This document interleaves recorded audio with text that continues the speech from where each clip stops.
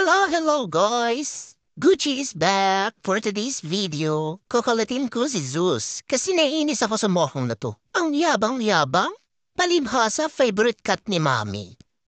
Palagi na lang sinasabi ni Mami niya ang pogi-pogi ni Zeus, ang ganda-ganda ng mukha sa camera.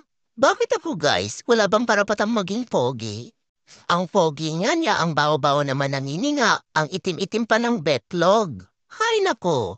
Hindi pa marunong maghugas ng puwet, ang panghi. O ayan, papansin na naman kay Mami. Epal talaga. Humanda ka talaga sa akin, mokong ka. Bubugin talaga kita hanggang sa umalis ka. Sa totoo lang, hindi talaga ako agree kay Mami. Mas pogi kaya ako kay Sus. Kamukha ko nga yung bida dun sa Patang Quiapo. Sino ba yun? Si Coco Martin? Wow. Ayan, nabwisit na sa akin. Mamaya, larga na yan. Hay, buti naman namanis na yung epal. Mahina ang nilalang. Buti pa ako, gwapo na, astig pa. Hay, sa wakas pinansin na ako ni Mami. Sabi niya ang smart-smart ko daw.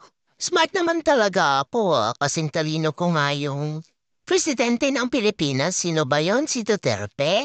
Sana ako na lang palaging love-love ni Mami. Kaso bubalik na naman yung epal na to.